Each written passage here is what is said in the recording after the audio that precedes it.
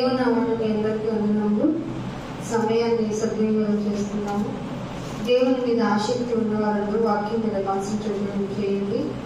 వాక్యము మిమ్మల్ని బలపరుస్తుంది, భద్రపరుస్తుంది, కాపాడుతుంది. శరీరపరమైన జీవన విధానం ఎంత ఇంపార్టెంటో ఆత్మీయమైన జీవన విధానం అంతకంటే ఇంపార్టెంట్. మీరు ఏదైతే వింటారో అది మీరు లోకంలోకి వెళ్ళి ప్రవర్తించాలి. క్రైస్తవుని యొక్క లక్షణము, డ్యూటీ. మీరు విన్న వాటిని, కన్న వాటిని వెళ్ళి ప్రొక్లేమ్ చేయండి అని చెప్తుంది వాక్యం. ఆ వాక్యాన్ని కనుక మీరు నెగ్లెక్ట్ చేసుకుంటూ మీ జీవితాన్ని గడిపితే మీలో ఆశీర్వాదం ఉంటుంది. అఫ్కోర్స్ మీరు శరీరపరమైన అన్ని బాగుంటాయేమో, శరీరపరమైనటువంటి అన్ని విషయాల్లో మీకు బాగుంటుందేమో, అది కొంతకాలం బట్టి. కానీ దేవుని వాక్యం మీదే మీరు డిపెండ్ అయ్యి కనుక మీ లైఫ్ ని లీడ్ చేస్తే, దేవుని వాక్యాన్నే కనుక మీరు ఆధారం చేసుకుని మీ జీవితాన్ని కొనసాగిస్తూ ఉంటే, క్రమం తప్పకుండా మీరు మిమ్మల్ని అబ్జర్వ్ చేసుకుంటే చాలా చేంజ్ కనపడుతుంది, చాలా నెమ్మది ఉంటుంది. అన్ని సంపాదించుకొని మనసులో నెమ్మది లేకుండా ఉండటం కంటే నెమ్మది కలిగి ఉండటం కోసం ఈ యొక్క సమాజం, ఈ మానవ సమాజం పడుతున్నటువంటి ప్రయాస అంత ఇంత కాదు. కానీ దేవుడు దాన్ని మీకు ఉచితంగా ఇస్తానన్నాడు. నా శాంతిని మీకు అనుగ్రహిస్తాను అన్నాడు. అది మీరు అనుకున్నట్టు, లోకం కోరుకున్నట్టు, లోకం అనుకున్న శాంతి కాదు. నేను ఇచ్చే శాంతి వల్ల మీకు ఫ్యూచర్ ఎలా ఉంటుంది అంటే, ఎవరు మిమ్మల్ని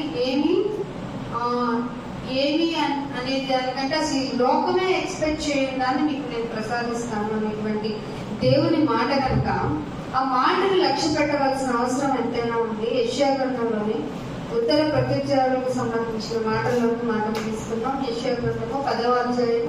బైబిల్ అందరూ ఓపెన్ చేయండి. చెప్పబడుతున్న మాట మీకు నోటెడ్ అవ్వాలి. యెషయా గ్రంథము 10వ అధ్యాయము 12వ వచనం. కావున యెషయా గ్రంథము 10వ అధ్యాయము చదువు. కావున సియోను కొండ మీదను యెరూషలేము మీదను ప్రభు తన కార్యమంతయు నెరవేర్చిన తరువాత నేను అష్షూరు రాజు యొక్క హృదయం గర్వం వలని ఫలమును బట్టి, హృదయ గర్వం వలన వచ్చే ఫలమును బట్టి అతనికి ఏమొస్తుందట? కన్నులు అహంకారపు చూపులు. ఇక్కడ పదాన్ని మనం కట్ చేసుకుంటూ వస్తే, ఒక మనిషికి తన జీవితంలో నెరవేరిన దాన్ని బట్టి అది ఎవరి వలన నెరవేర్చబడింది, నా లైఫ్ ఎందుకు ఇలా ఉంది, ఎందుకు నేను ఇలా ఉన్నాను అని ఆలోచించుకోకుండా ఏం చూసుకుంటాడట? అష్షూరు రాజులాగా హృదయంలో ఏమొస్తుందట? హృదయంలో వచ్చేదండి అది ఎవరికైనా తెలుస్తుంది. అసలు ఎవరైనా పట్టుకోగలరా హృదయంలో ఉన్న గర్వాన్ని? ఈ డిసీజ్ దేవునికి మాత్రమే సాధ్యం. బైబిల్ దగ్గరికి వస్తేనే ఈ డిసీజ్ మనకుంది, ఈ రోగం మనకుందని తెలుస్తుంది. బైబిల్ స్కానింగ్ మిషన్ లాంటిది. హృదయాన్ని స్కాన్ చేస్తే ఏమొచ్చిందట? గర్వం వచ్చిందట. ఆ గర్వానికి ఉన్న సైడ్ ఎఫెక్ట్ ఏంటట? అహంకారము. ఏమంటున్నాడు ఇక్కడ? కన్నుల్లో ఉన్నటువంటి అహంకార చూపులు. అష్షూరు రాజే. అష్షూరు రాజుకి కత్తిచ్చింది ఎవరు? గుర్రం ఇచ్చింది ఎవరు? ఆ రాజు హిస్టరీనే పక్కన పెడితే నీ లైఫ్ ని నువ్వు తీసుకుంటే అసలు నీ జీవితంలో నువ్వు ఇలా నిలబడి ఉండడానికి కారణం ఎవరు? నన్ను బట్టియే కదా. అదే అనుకుంటాడు. 13వ వచనంలో కింద చూడండి. అతడు నేను వివేకిని ఏమనుకుంటావంట? మనుష్యులందరూ ఇదే చేస్తున్నారు తప్పు. నేను చాలా తెలివైనాన్ని, అందుని బట్టి నా ఇల్లు కట్టబడింది, అందుని బట్టే నా ఇల్లు నెమ్మదిగా ఉంది, అందుని బట్టి నా పిల్లలు చదువులో గొప్పోళ్ళు, అందుని బట్టి నాకు అంతా మంచి జరుగుతుంది, నేను వివేకిని, అసలు నా బాహుబలము చేత, నా బుద్ధి చేతనే కదా ఇలా చేశాను, నాకు బుద్ధి జ్ఞానం ఇచ్చింది దేవుడు అని అనట్లేదు ఇక్కడ. ఎవరిని పోగొట్టుకుంటున్నాను? నన్ను.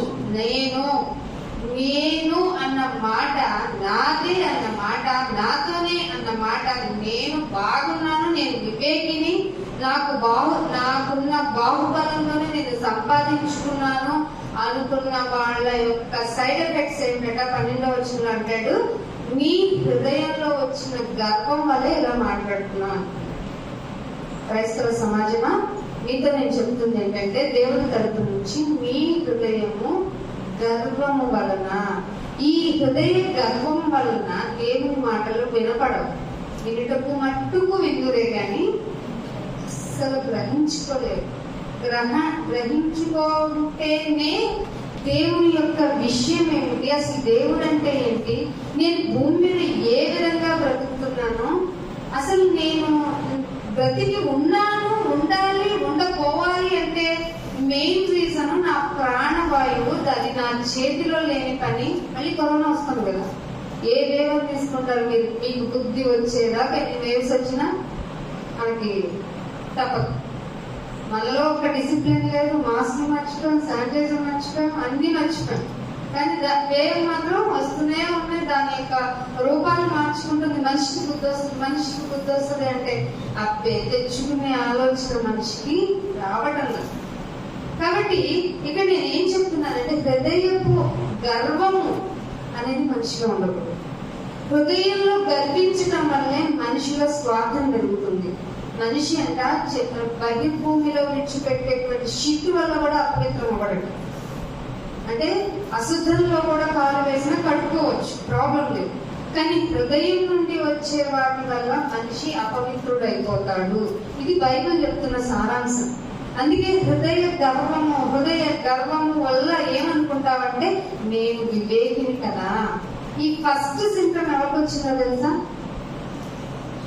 పరలోకంలో ఉన్నటువంటి, నా మాట అర్థమవుతున్న, భూలోకంలో కాదు, పరలోకంలో ఎవరుంటాడు? దేవుడు. దేవుడు ఉన్న చోటనే హృదయంలో గర్వం వల్ల నేను వివేకిని కదా, తర్వాత నేనే కదా, నా వల్లనే కదా ఈ భూమి యొక్క అన్ని పనులు జరిగిపోతున్నాయి. చంద్రుడు వచ్చేస్తున్నాడు, దేవుడు చెప్తాడు, కామన్ గా చెప్తాడు ఆయన, కానీ పనులన్నీ చేసేది నేను కదా అనుకుని గర్వించిన దేవదూతని క్రిందికి తోసి వేయటం వలన భూమి మీద ఉన్న జనానికి శ్రమ. భూలోకమా నీకు శ్రమ అన్నాడు ప్రకటన గ్రంథంలో. మరి ఆ శ్రమలు తెచ్చుకోనేటువంటి పరిస్థితులకి మనిషి వెళ్లకుండా ఉండాలంటే భూమి మీద దేవుని మాట కంపల్సరిగా వెళ్లాల్సిందే. అందుకే అంటాడు, 1వ దశలోనికు రాసిన పత్రిక తీయండి. 1వ దశలోనికు రాసిన పత్రిక 2వ అధ్యాయము 4వ వచనం.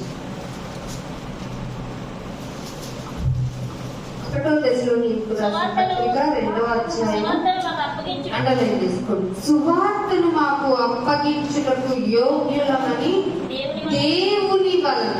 అర్థమవుతుందా?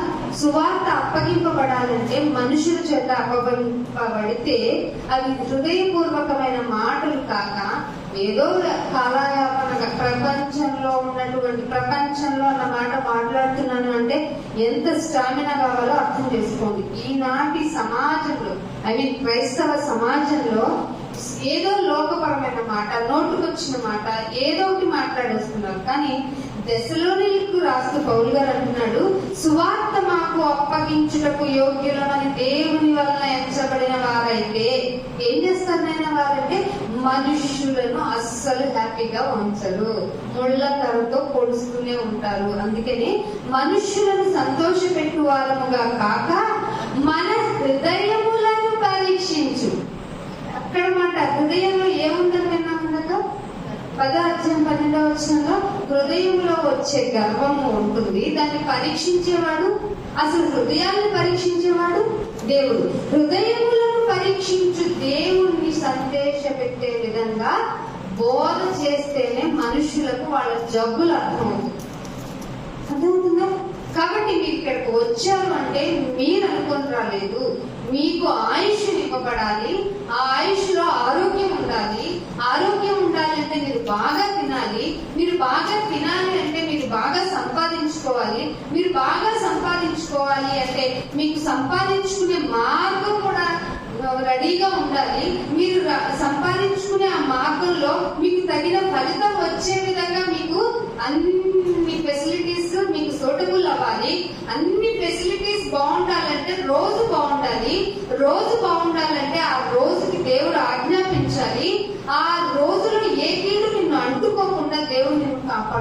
కాపాడుకోవాలి. ఆ కాపాడుకునే ప్రాసెస్ లో మీకు సూర్యుడు ఉదయించాలి, చంద్రుడు రావాలి, పగలు రాత్రి జరగాలి. ఇంత ప్రాసెస్ ఉంటే తప్ప నువ్వు ఇక్కడికి రాలేదు. ఇంకేమంటావు? ఈజీగా వచ్చాను, thank you, I'm going bye. ఈజీనా? దేవుని సన్నిధిని మీరు అనుభవించడం అంటే ఇంత ఈజీగానా? అస్సలు కాదు, అస్సలు కాదు. చాలా మంది అండి దేవుని కొరకు బ్రతుకుతాం, దేవుని కొరకు అసలు ఎందుకు మన పాటే ఉంటాం. మీకు బాగా ఇష్టం పాట కూడా. రాజాని సన్నిధిలో ఉంటామయ్యా, తర్వాత మనసారా నిన్ను ఆరాధిస్తూ ఎక్కడ బ్రతికేస్తాం? లోకంలోకి వెళ్ళా. ఇక్కడే ఉండనే కదా. 10 నిమిషాలు లేట్ అయిందంటే ఒకటి ముగించుకుంటాం. ఎక్కడ మీరు మాటలు మట్టుకు మాత్రం చక్కగా నా గురించి చక్కగా చెప్పేస్తారు, మీ హృదయంలో బాబు చాలా దూరంగా ఉంది అని. అంటే పరిచయాల యొక్క డిసీజ్ కూడా ఉంటుంది. మాట పాడటం ఇందాక చాలా ఎంతో ప్రాక్టీస్ ఉంటే తప్ప పాటలు అలా రావు. అంతే అనితది అంత. ఇంకా మనోడు కూడా చాలా బాగా పాడుతుంది. మేము పాడామనుకోండి, రాగం ఉండదు, శృతి ఉండదు, లైన్ ఉండదు. ఎవరికి ఇచ్చిన తలాంతులు వాడు వాడండి. తలాంతుల గురించి ఎక్కడ ఉంటాడు దేవుడు కంపల్సరిగా. దేవుని కొరకు నువ్వు పాడాలా? పాడాలి. దేవుని కొరకు వాక్యం చదవాలా? చదవాలి. వాక్యంతో పాటు బోధించాలా? కంపల్సరిగా. మల్టిపుల్ టాస్కింగ్ ఇచ్చాడా? పాటించాలి, చేయాల్సింది.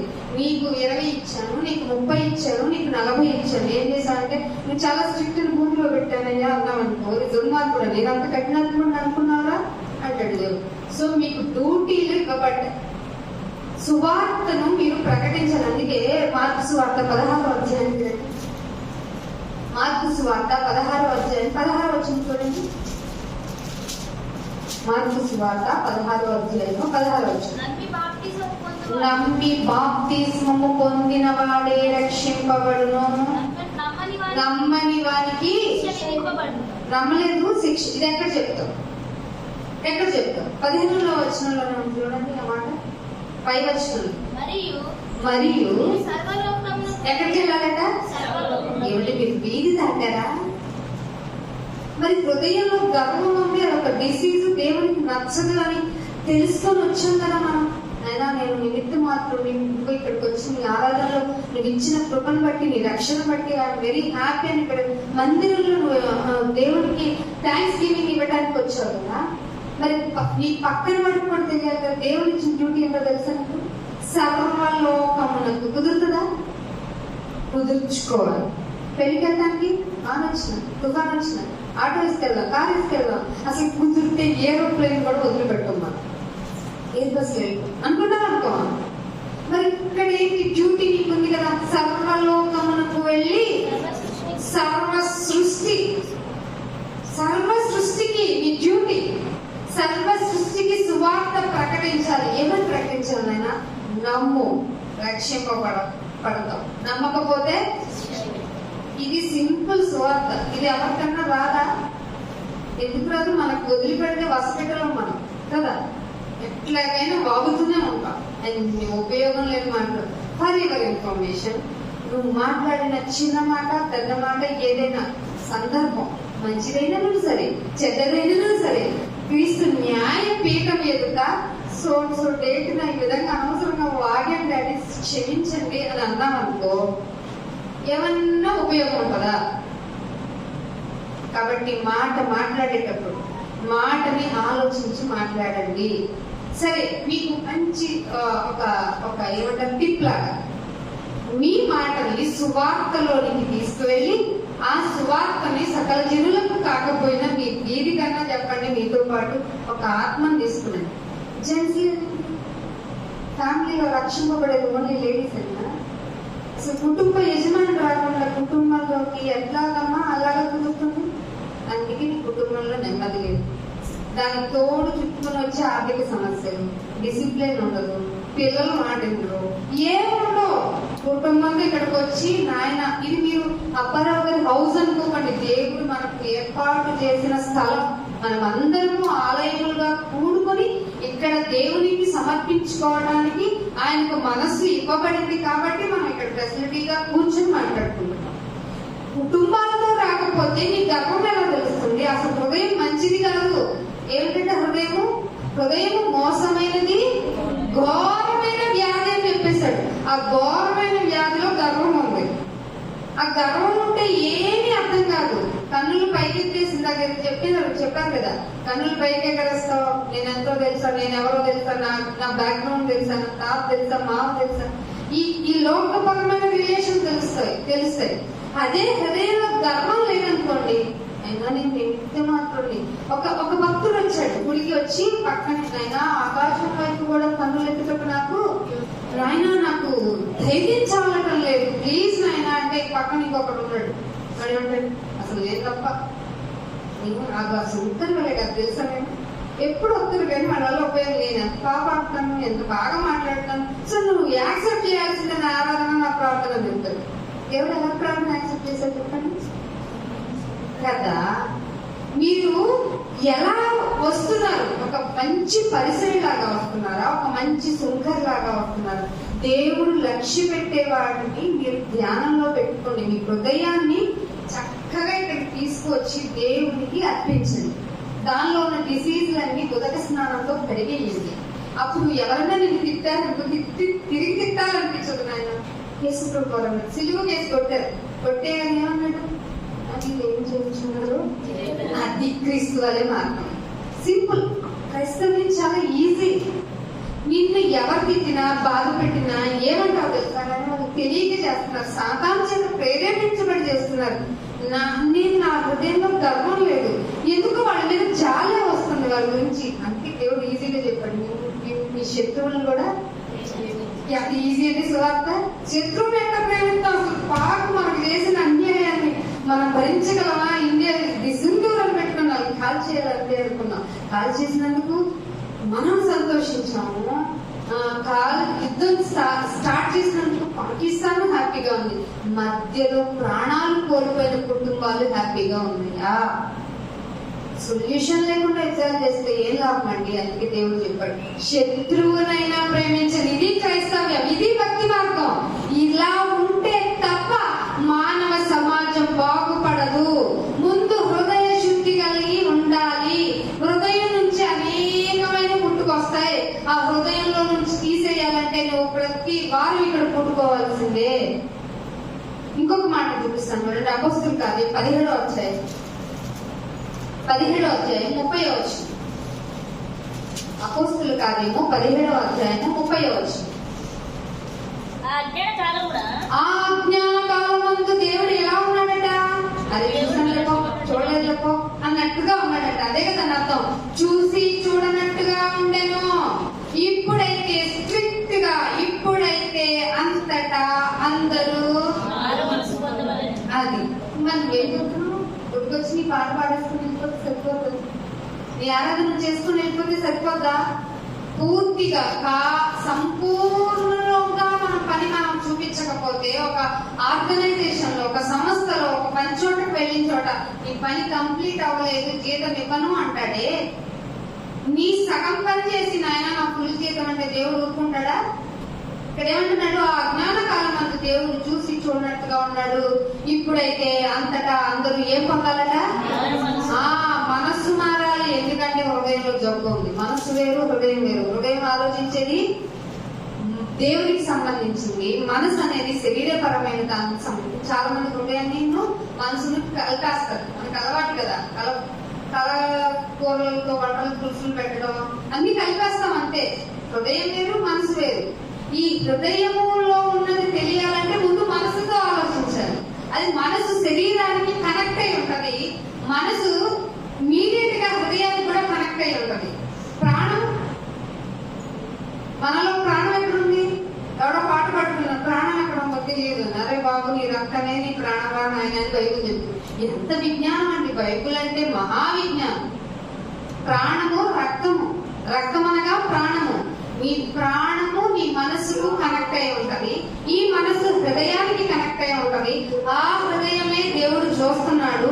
మనసు ఆలోచించేది శరీర సంబంధమైనది, హృదయము నిన్ను హెచ్చరించేది ఆత్మ సంబంధమైనది. అందుకే శరీరము ఆత్మకును, ఆత్మ శరీరమునకును ఆపోజిట్ గా ఉంటాయి.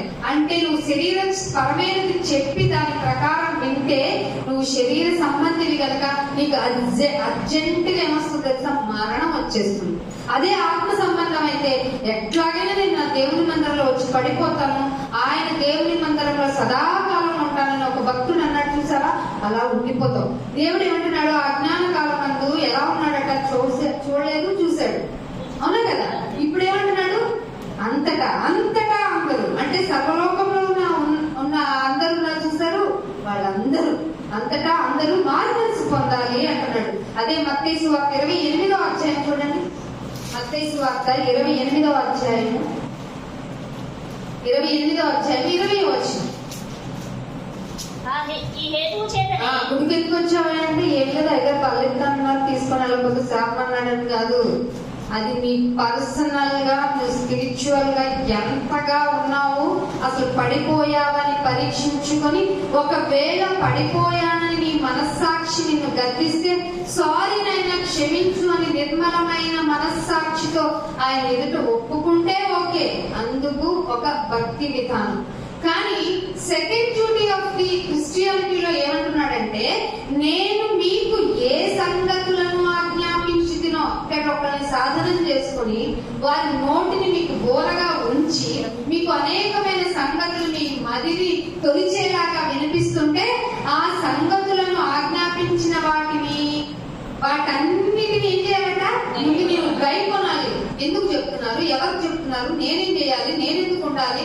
ఇవన్నీ ముందు గైకొన్న వాటిని అన్నిటిని మనసులో ఉంచుకొని బోధించాలి. నీ డ్యూటీ. లేకపోతే హృదయ గర్భం ఉందని ఎవరికి తెలియదు. అర్థమవుతుందా? నీ భర్త హృదయ గర్భంతో నిన్ను విసిగిస్తున్నాడనే నీకు తెలియదు. నీ భార్య మూర్ఖత్వమైన హృదయంతో నిన్ను విసిగిస్తుందని తెలియదు. వాళ్ళ గురించి ఇక్కడికి వచ్చిన ఆయన వాళ్ళు మార్చేలేదో చంపే అంటాం. నిజం అంటే అడ్డు తొలగించేనైనా నాకు నీ సన్నిధికి రావడానికి నాకు వాళ్ళు అడ్డుగా ఉన్నారు, వాళ్ళని తీసే, వాళ్ళకి పక్కకు తోసే అంటాం. నిన్ను వలే వాడు మంచోడు ఎదురు ప్రేమించనుందా? అందా? మీకు తెలిస్తే చెప్పండి. మంచివాడ చెడ్డవాడని చెప్పాల. నిన్ను వల్లే నీ పొరుగునే అట్లా నిన్ను వల్లే ప్రేమించమంటే నీ ఫ్యామిలీని ఇంకెంత బాగా ప్రేమించాలి? ఎందుకు కదా రావాలి మందిరానికి? క్వశ్చన్ వచ్చినప్పుడల్లా నీ యొక్క శరీరం నిన్ను ప్రశ్నిస్తుంది. అసలు ఆదివారం ఎందుకు వెళ్ళాలి? నేను ఆ రోజు కష్టపడుతున్నాను కదా, ఎందుకు వెళ్ళాలి? ఆదివారం రెస్ట్ తీసుకుంటే బాగుంటుంది. నో, నీ ఫ్యామిలీ మొత్తం ఫార్మేటింగ్ లో ఉండాలి అంటే, నీ ఫ్యామిలీ మొత్తం చక్కగా దేవుని సన్నిధి ప్రకారంలో నెమ్మదిగా ఉండాలి అంటే నువ్వు కంపల్సరిగా మందిరానికి రావాలి. ఎందుకంటే నీకు ఆజ్ఞాపించబడతాయి. అవి నీవు మందిరంలోకి విన్నవి నువ్వు గైకున్న తర్వాత నువ్వు నీ ఫ్యామిలీలో బోధించాలి, నీ వీధిలో బోధించాలి, నీ యొక్క వాడలో బోధించాలి, నీ రాష్ట్రంలో బోధించాలి, నీ దేశంలో కూడా బోధించడానికి నిన్ను సాధనంగా చేసుకునే ఛాన్సెస్ ఉన్నాయి. ఆయన అదే ఒక మాట అంటాడు, మీరు మీ గురించి నేను తలచుకున్న తలంపులు మీరు అనుకున్నట్టు ఉండవు, అంతకు మించి ఉంటాయి అన్నాడు ఒక చోట దేవుడు. మీ తలంపు వేరు, నా తలంపు. మీరేమనుకున్నాయన నన్ను నా ఫ్యామిలీలో వంట వార్పు అదే అలా కాదు, మించి దేవుడు నిన్ను చూసుకుంటున్నాడు. ఆయన ఎక్స్పెక్టేషన్ కి లేకపోతే నిన్ను పరలోకానికి తీసుకువెళ్ళడు. పోనీ ఇక్కడ ఉండిపోతానయ్యా అంటే ఈ లోకం శాశ్వతం కాదు. అందరూ పోవాల్సిన మార్గంలో నువ్వు నేను పోవాల్సిందే. ఏదో ఒక రోజు నీ కొరకు నా కొరకు శ్రద్ధాంజలి దానం పెట్టేసి నీగలు కొడుకుని దోమలు కొడుకుని ఇంట్లో కొట్టుకుంటారు. ఒక్క పూట కూడా ఉంచుకోవడానికి ప్రయత్నించిన బంధాల కోసం నువ్వు ఆలోచించి మాకు నిన్ను గుర్చి నీవే జాగ్రత్త పడు అంటున్నాడు. చూడండి 1 తిమోతి 4వ అధ్యాయం 16వ వచనం. 1 తిమోతి 4వ అధ్యాయం 16వ వచనం.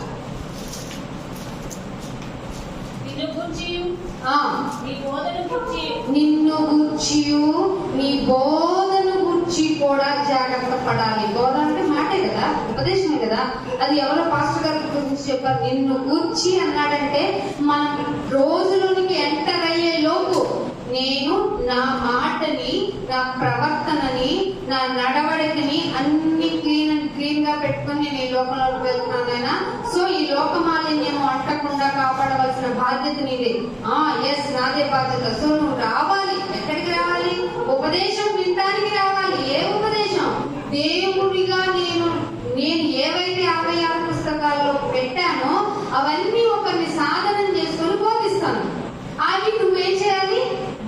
కొనాలి అంటే ఇదెందుకు, అదెందుకు, అలా ఎందుకు, ఇలా ఎందుకు చేయాలి, అలా ఎందుకు రమ్మన్నా, ఆదివారం ఎందుకు కూడుకోమన్నాం, శనివారం ఎందుకు ఉపవాసం అన్నాం, శుక్రవారం స్త్రీల కూడికనే ఎందుకన్నా, ఇవన్నీ ఎందుకు అంటే బలమైన సాధనముగా ఉండాలి. అదే మాట చెప్తున్నా చూడండి, రోమీలకు రాసిన పత్రిక 6వ అధ్యాయం 13వ వచనం. రోమీలకు రాసిన పత్రిక 6వ అధ్యాయం 13వ వచనం. మరియు మీ అవయవములను దుర్నీతి సాధనాలుగా పాపమునకు అప్పగింపొద్దు. ఇది దేవుడి ఆజ్ఞ. ఏంటంట దుర్నీతి సాధన అంటే, దుర్నీతి సాధనాల్లో ఏముంటది? ఫస్ట్ కోపం ఉంటది, బాధ ఉంటది, ఏడుపు ఉంటది, ఫ్రస్ట్రేషన్ ఉంటది. అవన్నీ కలగలిపి క్రోధము కలిగి నా హృదయం ఎన్ని విషయాలు, నా గుండె ఎన్ని విషయాలు తట్టుకొని ఏమైపోయింది? బండ అయిపోయిందో తెలుసా? బండ అయిందంటే ఏంటి అర్థం అనుకుంటున్నావు నువ్వు? బండ అయిందంటే ఏమనుకుంటున్నావు? గర్వం అయిపోయింది. ఇక నేను ఎవరి మాట విన్నాను. ఈ ఫ్యామిలీలో అందరిలో ఈ మాట వచ్చి ఉంటది, ఇంక్లూడింగ్ యూ అండ్ మీ. ఇక్కడ కూర్చోనంటే నేనేదో నిలబడి చెప్తున్నాను కదా కుదరదు. నేను కూడా ఎగ్జామ్ చేసుకోవాలి. నిన్ను నీవు పరీక్షించుకుంటున్నావా? దేవుని తీసుకున్నావు, ఆరాధన చేస్తున్నావు. నీ ఆరాధన నీకు హృదయపూర్వకంగా లేకపోతే ఎందుకు నాకు అన్నాడు లేదా? అందుకే అంటున్నాడు 2 కొరింథీయులకు రాసిన పత్రిక 12వ అధ్యాయం, 2 కొరింథీయులకు రాసిన పత్రిక 12వ అధ్యాయము 9వ వచనం చూడండి. అందుకు నా కృప మీకు చాలును. ఏమన్నాడట? నాకు చాలా ఇష్టం ఈ మాట. ఏంటో చాలా అడిగేసానయ్యా, తెలియకుండా క్షమించు అంట. నేను అంటారా? అనట్లేదా? ఎందుకు నేను ఎందుకు హ్యాపీ ఫీల్ అవుతానో చెప్తాను చూడండి. అందుకు నీ కృప నాకు చాలును, బలహీనత యందు నా శక్తి అది. మేము బలంగా ఉన్నాం, మేము బలవంతులు అంటే వాళ్ళ దగ్గర దేవుని శక్తి సంపూర్ణంగా ఉండదు. ఎందుకంటే వాళ్ళ బలాన్ని, రాజుల్ని, రౌతుల్ని, గుర్రాల్ని, అధికారులను నమ్ముకున్నారు కాబట్టి మీరు వాళ్ళ మీద డిపెండ్ అయ్యారు. కానీ నా కృప ఉంటే కనుక బలహీనత యందు నా శక్తి సంపూర్ణమవుతుందని ఆయన చెప్పాడు. కాగా క్రీస్తు శక్తి నా యందు నిలిచి ఉండు నిమిత్తము విశేషముగా, కొద్దిగా తెలియదు ఆయన, విశేషముగా నా బలహీన, చాలా మంది శరీరపరంగా బలహీనతంగా అంటే నేనేమనుకుంటానంటే నేను చాలా బలహీనరాలని, చాలా. కానీ నా బలహీనతలో నాకు విశేషంగా బలాన్ని ఇచ్చేదారు మీకు కూడా ఇచ్చేస్తాడు. ఆయన పక్షపాత ఏంటి? నాకు ఇచ్చిన వాడు మీకు ఇవ్వరా? ఖచ్చితంగా ఇస్తాడు. అందుకే నేను దేవుని పరంగా మీకు ఏం చెప్తున్నానంటే, నేను చాలా బలహీనుడిని, నేను చాలా బలహీనురాలి, నాకు తెలివి లేదు, జ్ఞానం లేదు, లౌకిక జ్ఞానం అంతకన్నా లేదు అనుకోకండి.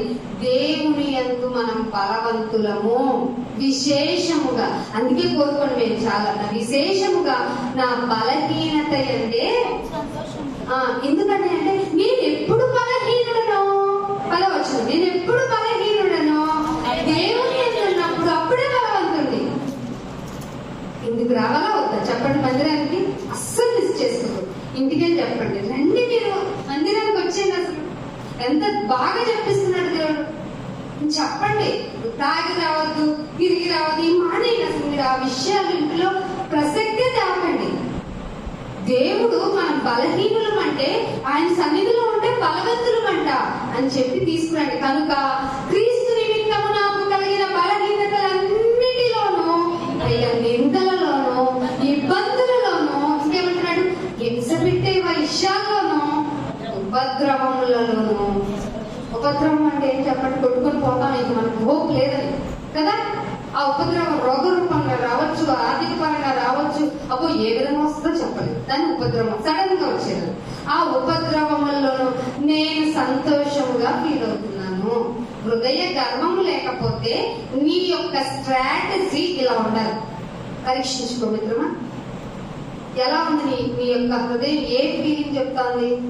హృదయమా తిను, తాగు, సుఖించు, నీకోసమే కట్టాను, కాకపోతే కుదరలేదంటే అది కూడా పగల పట్టేసి మంచిగా బిల్లింగ్ పెట్టి దానిలో పెడతాను.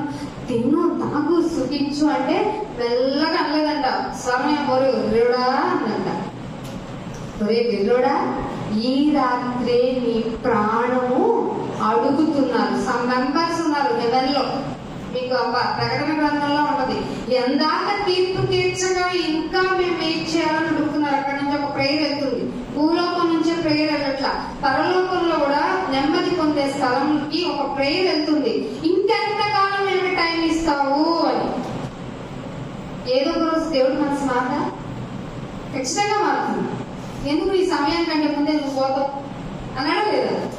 కాబట్టి నాయన మా సమయాన్ని సద్వినియోగం చేసుకుంటాం, నీ కొరకు బ్రతుకుతాం అని అనకుండా ఏమంటావు, నేను వివేకిని కదా, నాకు కష్టం వల్ల అన్ని నాకు ఫెసిలిటీగా ఉన్నాయి కదా అనుకుంటున్నా. నీకు దేవుడు చెప్తున్నాడు ఏంటో తెలుసా, నీ హృదయ గర్భపు మాటలు. అందుకే ద్వితీయోపదేశకాండము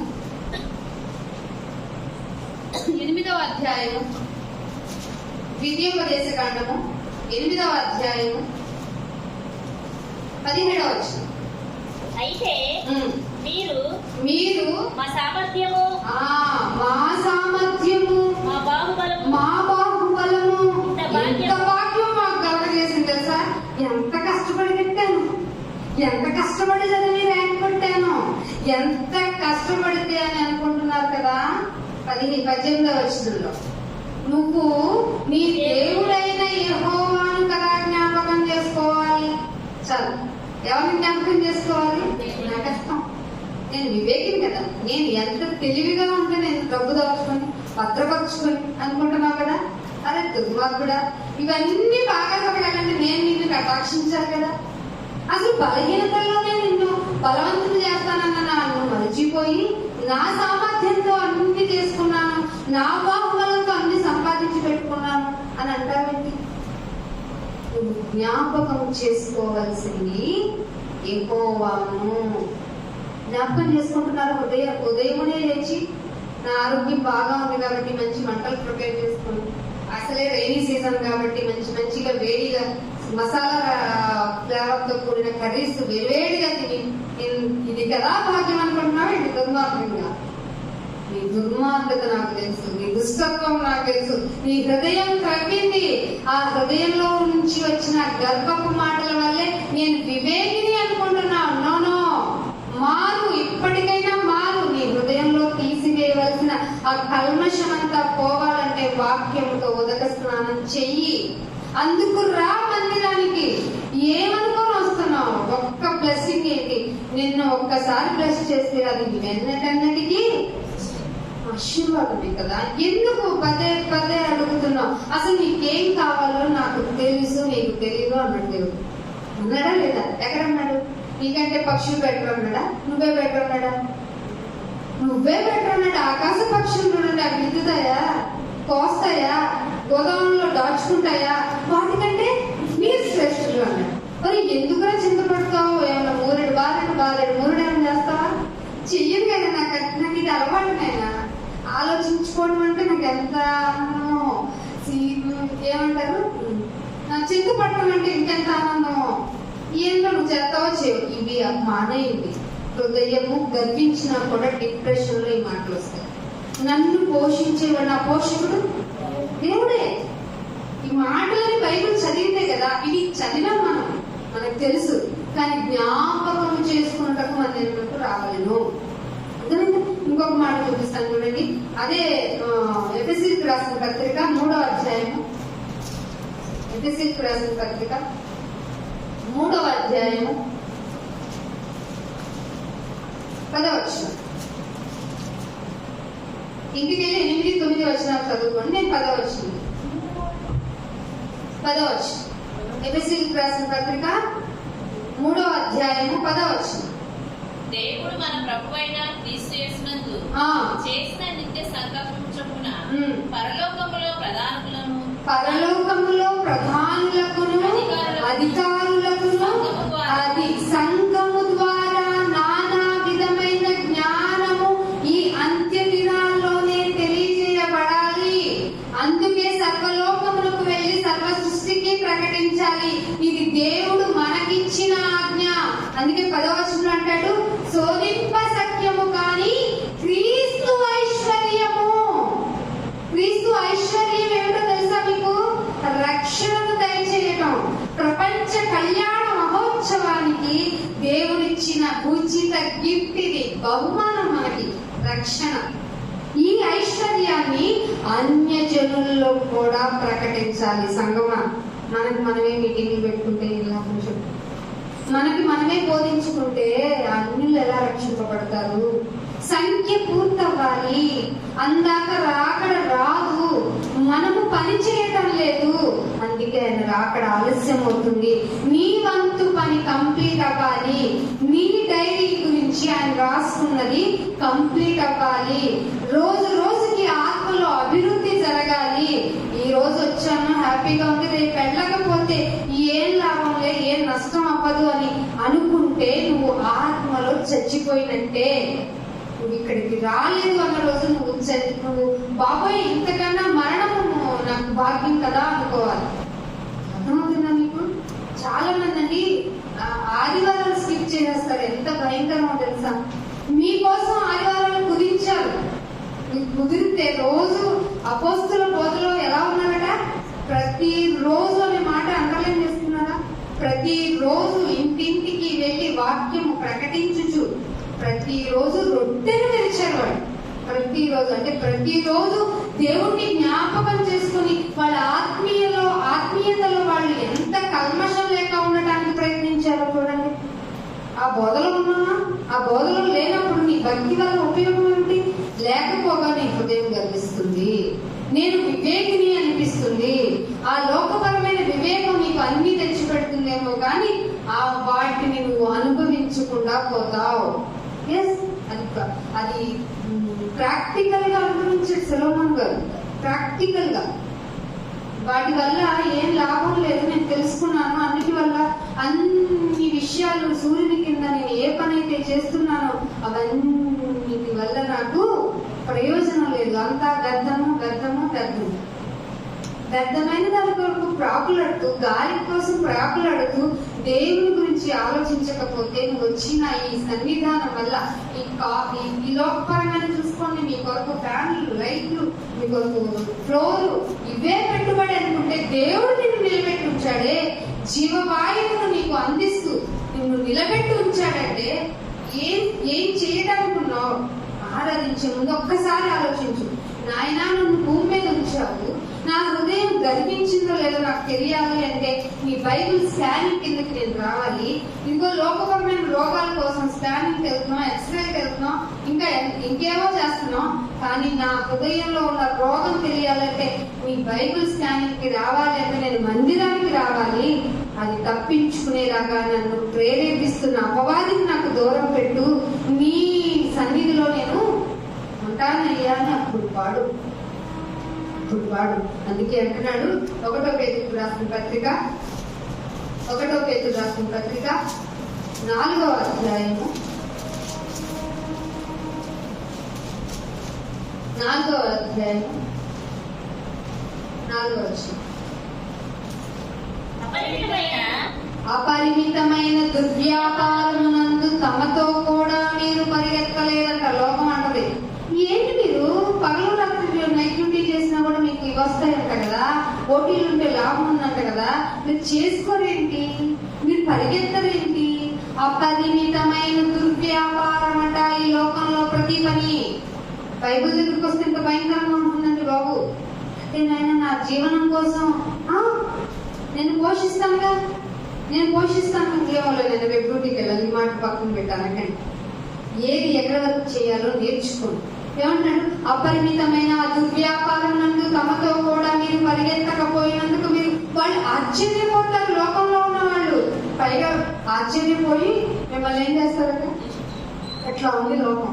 ఈ లోకంలో మీరు కలిసి మంచి చెడు పంచుకునేది, ఇట్లాంటి లోకంలో మీరు పంచుకునేది, మీరు రావాల్సింది, మీరు ఉండవలసింది, మీరు అనుభవించవలసిన ఈ యొక్క జీవితము ఇక్కడ ఉండాలి. ఏంటది? దేవుని మందిరం. ఏమంటారట వాళ్ళు? ఏమేం చేస్తారట? లోకంలో ఉన్నాడు పోకిరి చేష్టలు చేస్తాడు. ఒకళ్ళని ఊరికే పోకిరిగా మాట్లాడటం, ఆ చేష్టలతో బిహేవ్ చేయడం లోకానికి చాలా ఇష్టం. పైగా దురాశతో ఉండడం. ఆశ ఉండటం తప్పు కాదు, దురాశ ఉండటం తప్పు. ఈ దురాశ ఉంటే మనిషిని చంపేయడానికైనా వెనకాడు. దురాశలు పైగా ఏముంటది? మద్యము తాగితే ప్రాబ్లం లేదు. మీకు తెలియని షాకింగ్ విషయం ఏంటంటే చూస్తే ఆంధ్ర తెలంగాణ ప్రాంతాల్లో జెంట్స్ కన్నా లేడీస్ ఎక్కువ మందిని తగ్గుతున్నారు. సర్వే చెప్పింది. ఇట్లాంటి కుటుంబాన్ని మనం విడిపించాలి కదా. మీకు ఆశ్చర్యంగా ఉందా? అయ్యో మాకేం తెలుసు, అమాయకంగా పెట్టకండి. మీకు తెలియకుండా చాలా పనులు దేవుడు తెలుసు.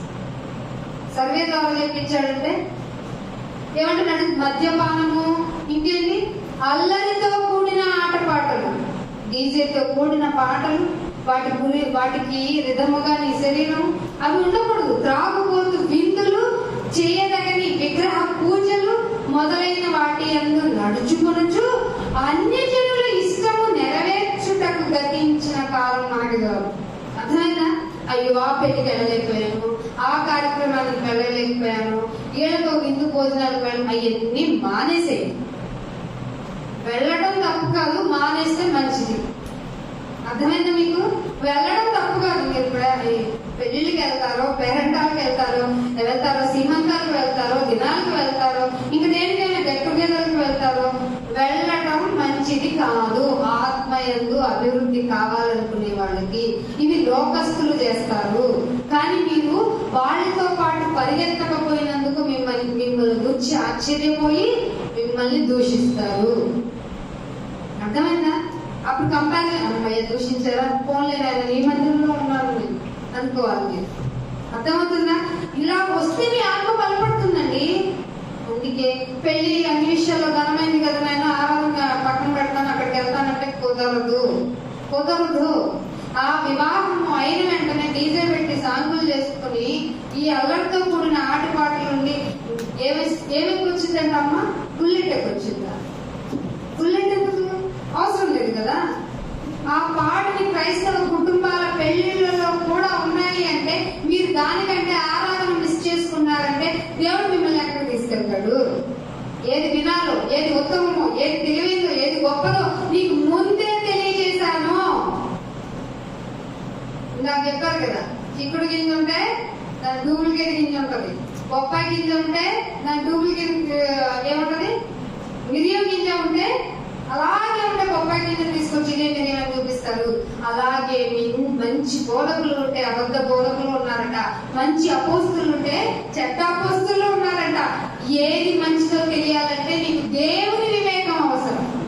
నీ సొంతగా నేను గొప్పోని జ్ఞానవంతుని అనుకునే వివేకం నీకు అస్సలు పనిచేయదు. అందుకే లాస్ట్ ఒక మాట చూపిస్తాను. హబక్కూకు గ్రంథము ఇంకొక 2 వచనాలు ఇచ్చేస్తాను. హబక్కూకు గ్రంథము 1వ అధ్యాయము 16వ వచనం.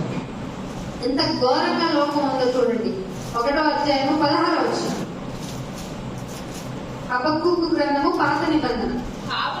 కావున వలవలన మంచి భాగము, పుష్టినిచ్చు భోజనము తనకు కలుగుతుంది. నాయన ఇదిగో ఈ వలేసాను, ఈ వల ద్వారా వచ్చిన ఆ చేపలన్నీ అమ్ముకున్నాను, నాకు ఫుడ్ పెట్టింది వలే కదా అని ఏం చేస్తారట, వాడు తన వలకు బలులు ఇస్తున్నాడట. అర్థమవుతుందా ప్రపంచం? ఇదిగో ఈ బండితో నేను నా కుటుంబాన్ని పోషించుకుంటున్నా, ఇదిగో ఈ ఉద్యోగం వల్ల నేను పోషించుకుంటున్నా. ఎక్కడి నుంచి వచ్చింది తెలుసా? చాలా మంది మన హిందువుల పండుగల్లో కూడా కొన్ని ఇన్స్ట్రుమెంట్లకి పూజ పెట్టి ఏం చెప్తారు, వాళ్ళని తీసుకొచ్చి చేస్తున్నాం. అందుకే అందరూ మనల్ని క్రిటిసైజ్ చేయడం నేర్చుకున్నారు.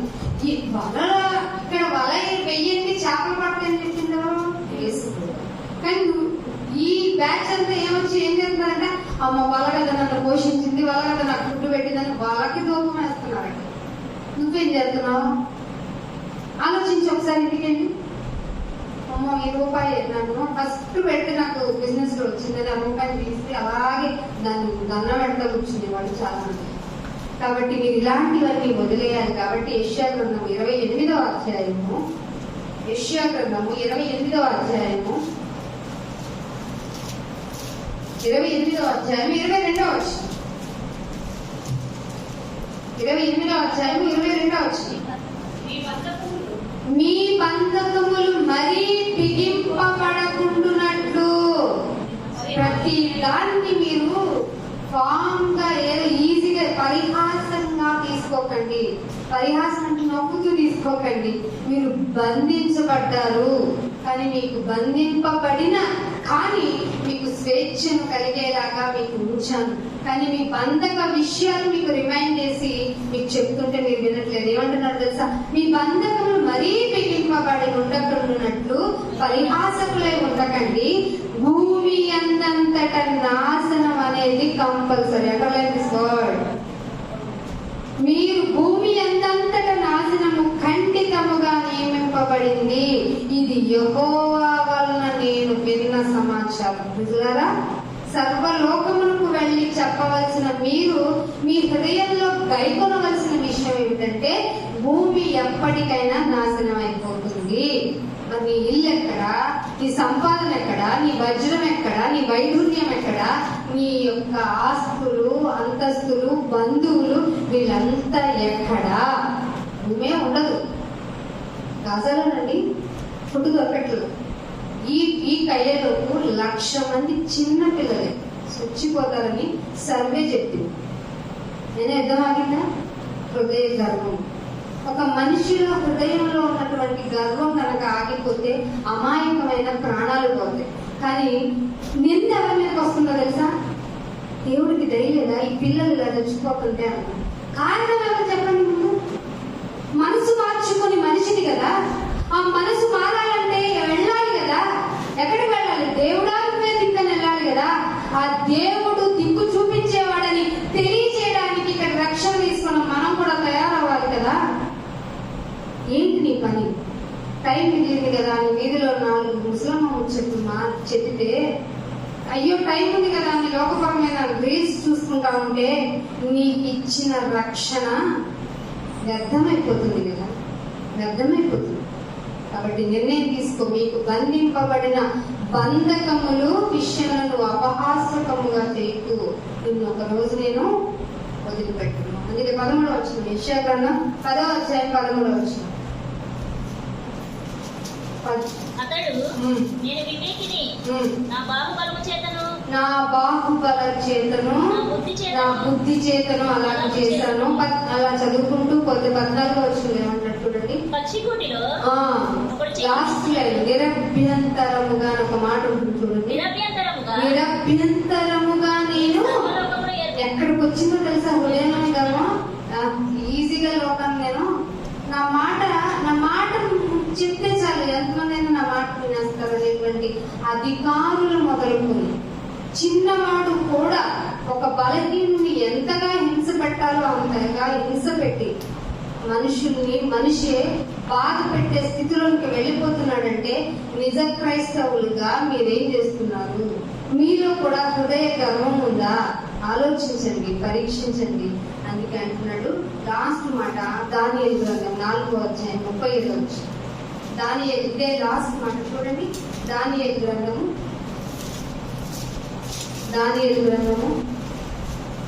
4వ అధ్యాయము 37వ వచనం.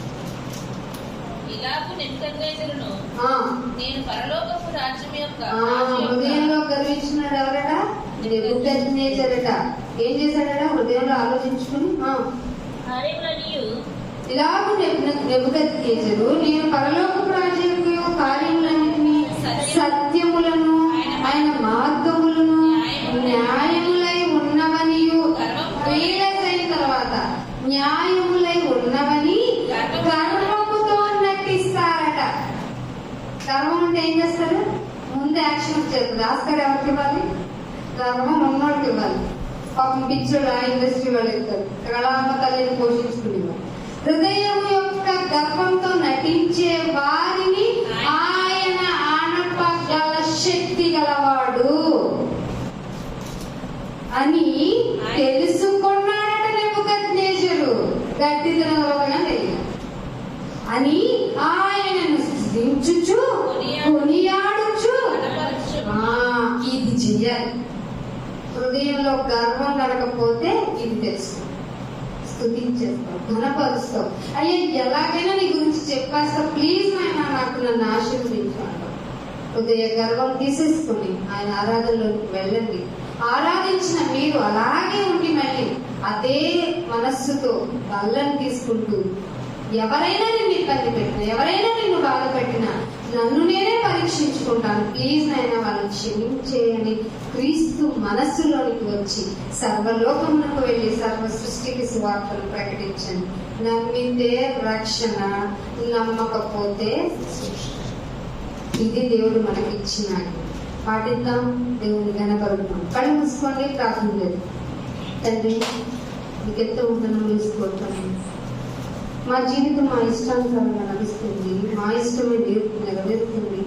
ఆహా, మా భాగ్యము, మేము ఎంత వివేకవంతులము, మేము కట్టించుకున్నాం ఉంటున్నాం అని ఈ లోకం అనుకున్నట్టుగా మేము అనుకోకూడదని, నీ వల్లనే అని అన్ని విషయాలు మాకు సమకూడి జరుగుతున్నాయని నీ వివేకాన్ని నైనా మేము హృదయంలో ఉంచుకొని నైనా ఈ లోకంలోకి ఏం వెళ్ళి చేస్తే లోకం బాగుపడుతుందో మాకు తెలియజేసి నైనా సర్వలోకం ఏ బాధతో ఉందో ఆ బాధ నుంచి, బంధకం నుంచి విడిపించడానికి నువ్వు ఇచ్చిన సజెషన్స్ అన్నింటినీ పరిహాసంగా తీసుకోకుండా సీరియస్ గా ఉంది నాయన. మీ జీవితం కొరకు, మా జీవితంలో నీ కొరకు నాయన ఒక మంచి ఆలోచన కలిగి ఉండడానికి మమ్మల్ని సిద్ధపరచమని, ఇదిగో బలలోకి వెళ్తున్న మేము పరీక్షించుకొని మాకు మేమే విమర్శ చేసుకొని నీ కొరకు బ్రతకడానికి మమ్మల్ని సిద్ధపరచమని, నేను వాక్యపు విత్తనాలను ఎత్తుకుని పోయేవాడు ఉన్నాడు కనుక వాడి గురించి తగి జాగ్రత్త మాకు మేమే తీసుకునేవారుగా మమ్మల్ని ఆయత్తపరచమని యేసుక్రీస్తు వారి పరిశుద్ధమైన నామమున ఈ ప్రార్థనను అడిగి వేడుకుంటున్నాం మా పరమ తండ్రి.